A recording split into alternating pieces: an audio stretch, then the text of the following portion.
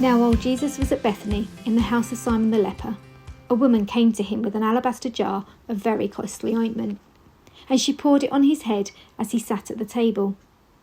But when the disciples saw it, they were angry and said, "Why this waste? For this ointment could have been sold for a large sum, and the money given to the poor."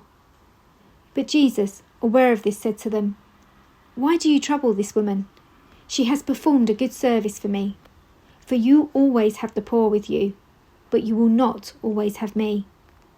By pouring this ointment on my body, she has prepared me for burial. Truly I tell you, wherever this good news is proclaimed in the whole world, what she has done will be told in remembrance of her." What do you notice in this story? We're in the house of Simon the leper. There's a woman, an alabaster jar full of costly ointment, angry disciples. There are Jesus' words, "You will always have the poor with you, but you will not always have me." We have Jesus being prepared for burial. Or is it the fact that the story will be told in remembrance of her? There are so many things, but this is such an important moment. It's set, we're told, in the house of Simon the leper, so we're in a place that would have been considered ritually unclean. Yet just as he has since the day he was born, Jesus has associated himself with those at the lower end of the social scale, rather than those at the top. Although accounts in the other Gospels, John especially, tell us more, we don't know much at all about the woman, as Matthew doesn't give us any information to help us identify her. That's perhaps because it's what she brings, what she does with it, that is more important. She carries with her an alabaster jar. This was a sealed jar made of hard marble stone, which was very difficult to open, a little bit like those money boxes that require you to smash them to get the money out. The alabaster jar was designed to be opened just once by breaking it. It required intentionality. Inside, it was full of a precious perfumed ointment called nard, a sweet-smelling ointment that came from a plant in India, carried over land to the Middle East. You're starting to get the picture. This was special stuff. Matthew tells us it was costly. Elsewhere, we read that it would have cost more than a year's wages. So now we have a reference point as to its worth, but its value was not only because of the cost, but because of how it was used. It was tradition that a young girl would be given this jar by her family when she reached marrying age. In turn, she would give it to her husband as a sign of her commitment and devotion to him. It was both, I suppose you could call, an inheritance and a dowry. All of this speaks of its immense worth, but it has even greater significance than its value. It was common practice for Jewish people to use this most expensive of perfumes to prepare a body for burial.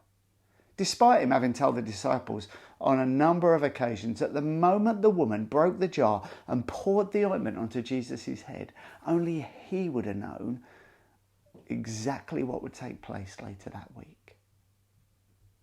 Of course, in the midst of all this, we have the usual putting their foot in it response from the disciples. Not understanding this bigger picture, they think it's simply a waste of money, that something so much greater, so much more worthwhile could have been done with it. But their plea that the money involved could have been given to the poor, well, let's just say it cuts no ice with Jesus. You have plenty of opportunity to serve the poor, he tells them, for the poor will always be with you. Instead, Jesus chooses to praise the woman's actions.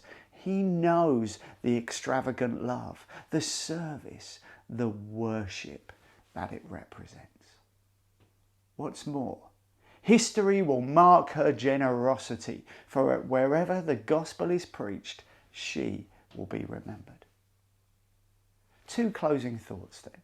Firstly, when did you last do something this extravagant for Jesus? I don't necessarily mean smashing alabaster jars and pouring out perfume, but serving him with such love and at such personal cost. It's hard not to be challenged by that. Secondly, if we read on in this chapter, the very next thing that Matthew does is introduce us to Judas. The contrast is both deliberate and stark. A woman who, according to Matthew, it seems barely knows Jesus and yet gives way beyond anything that might have been expected. And a man, a disciple in fact, who knows Jesus intimately and yet takes way beyond anything that might be expected. In this case, 30 pieces of silver.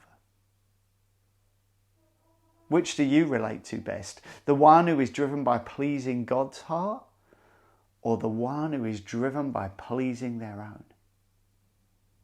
They are, of course, both remembered. But I think we all know which one we'd rather be.